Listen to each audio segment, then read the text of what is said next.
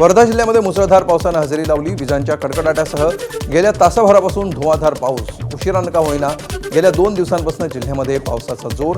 हिंगणघाट, समुद्रपूर आणि सेलू तालुक्यांमध्ये सर्वाधिक पावसाची नोंद।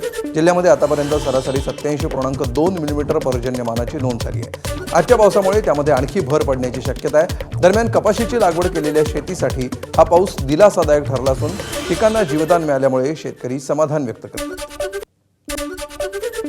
गोंदिया जिल्ह्यामध्ये पावसाच्या प्रतीक्षेत असलेल्या शेतकऱ्यांना अखेर दिलासा।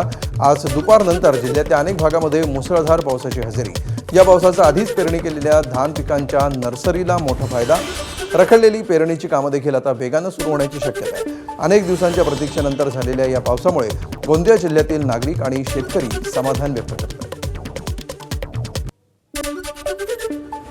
परभणी शहरासह जिल्ह्यामध्ये आज दुपारपासून पावसाची रिपरिप सुरू।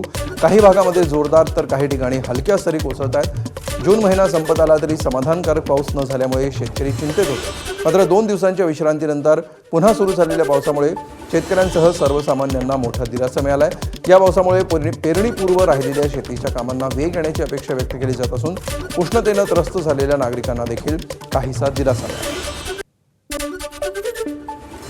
हिंगोलीमध्ये गेल्या अनेक दिवसांपासून प्रतीक्षेत असलेल्या पावसानं अखेर जोरदार हजेरी लावली आहे। शहरामध्ये दुपारपर्यंत ढगाळ वातावरण होतं, त्यानंतर मुसळधार पावसाला सुरुवात झाली। विशेष म्हणजे उद्धव ठाकरे यांच्या सभेपूर्वीच पावसानं जोरदार हजेरी लावल्यामुळे वातावरणामध्ये गारवा पसरला। या पावसामुळे उकाड्यानं हैराण झालेल्या नागरिकांना दिलासा मिळाला असून शेतकऱ्यांमध्ये देखील समाधानाचं वातावरण निर्माण झालं। अकोला शहरासह जिल्ह्यामध्ये आज सकाळपासूनच पावसाची रिपरिप सुरू आहे। उकाड्यानं हैराण झालेल्या नागरिकांना मोठा दिलासा मिळाला आहे। गेल्या काही महिन्यांपासून तापमानाचा पारा सातत्यानं 45 अंशांच्या पुढे गेल्यामुळे अकोलेकर त्रस्त झाले होते।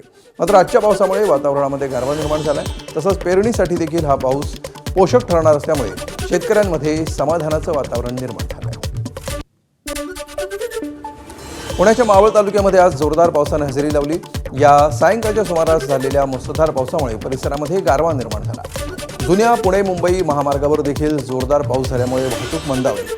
दरम्यान भात शेतीसाठी हा पाऊस पोषक ठरल्यामुळे शेतकऱ्यांमध्ये समाधान आणि आनंदाचं वातावरण निर्माण झालं।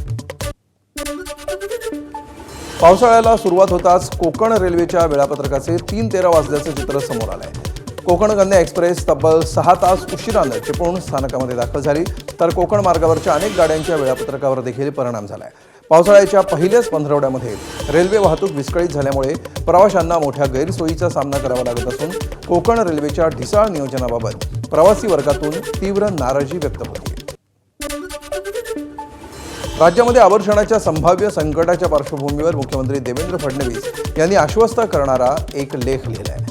एल निनोमुळे निर्माण होणाऱ्या आव्हानांवर राज्य एकजुटीनं मात करेल असा विश्वास त्यांनी व्यक्त केला आहे। पाऊस कमी पडण्याची शक्यता असली तरी सुद्धा शेतकऱ्यांना मदत करताना कोणतीही आर्थिक तडजोड केली जाणार नाही अशी ग्वाही देखील मुख्यमंत्र्यांनी दिली आहे। तसंच संभाव्य दुष्काळी परिस्थितीचा सामना करण्यासाठी सरकार सज्ज असल्याचंही त्यांनी स्पष्ट केलं।